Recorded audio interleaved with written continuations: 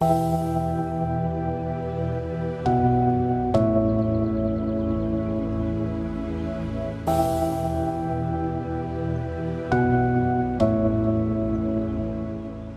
année, on a fêté la 20e anniversaire de Montmartre à Clisson, qui a eu lieu le 6 et 7 juin dernier. Donc on a accueilli énormément de monde sur le week-end pour souffler les 20 bougies du festival. Alors le samedi, il y a eu 170 participants au concours qui sont venus dans les rues, qui se sont installés pour peindre, pour faire du carnet de croquis, pour faire du modelage ou prendre des photos. Donc c'est vrai qu'on a eu une belle animation aussi le samedi après-midi avec les ateliers d'art plastique qui étaient proposés place du Minage.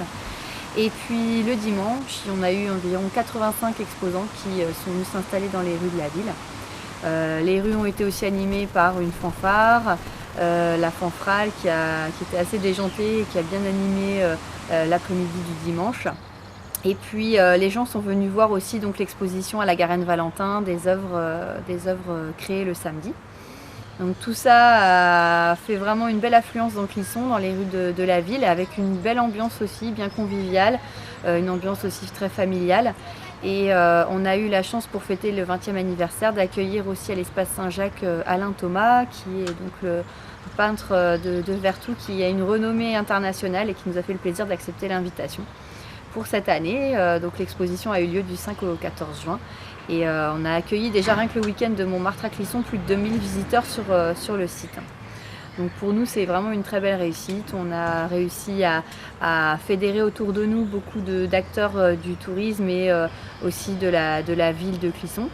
Ça nous a permis de vraiment montrer que Montmartre à Clisson, même si c'est son 20e anniversaire, encore de belles années ce festival, encore de belles années devant lui, et on espère qu'on pourra continuer encore quelques années à organiser ce festival dans cette si jolie ville de Clisson. Est-ce qu'il y a des nouveautés qui ont été apportées au festival de Montmartre? Alors en termes de nouveautés, donc c'est vraiment les ateliers d'art plastique qui ont animé la place du Minage qu'on a vraiment étoffé en termes de programmation. Sinon on est resté sur des classiques de la soirée swing et muscadet.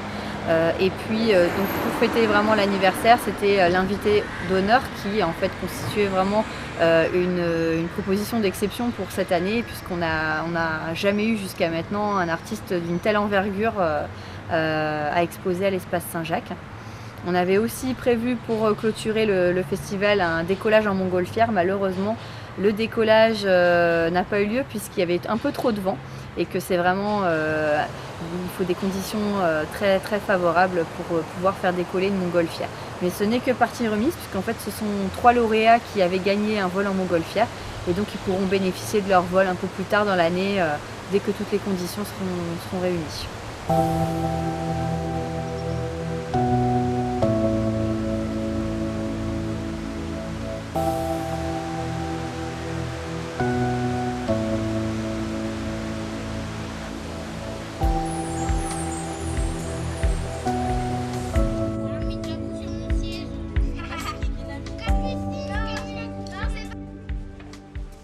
Alors, qu'est-ce que vous pensez de cette édition de Montmartre? Eh bien, c'est parfait, seulement il y a beaucoup moins de monde que les années précédentes. Aussi dire que c'est la crise, hein, faut pas l'oublier ça. Les gens ils viennent, ils vont regarder, et puis s'ils ont envie de sortir, ils ont peut-être pas envie de se faire mal aussi. Vous comprenez ce que je veux dire? Ils n'ont pas envie de se faire mal, voir des tableaux, de ne pas pouvoir les acheter. On ne sait jamais, ça peut venir de là. Puis le temps aussi, il fait beau là, donc ils sont pas là. Sinon, l'idée de Montmartre, vous le trouvez comment? Ah ouais, excellent, excellent. Moi-même, je fais une exposition une fois par an chez moi, dans mon jardin. Donc il n'y a pas de problème, ça marche. Mais bon, après c'est... Puis la peinture, c'est pas... Il faudrait qu'on soit plus reconnu aussi, hein, en tant qu'artiste. Et comment faire justement pour que vous soyez plus reconnu? Je sais pas, peut-être taper un bon coup de poing sur la table un jour. Mais bon, il n'est pas venu encore, ce jour-là.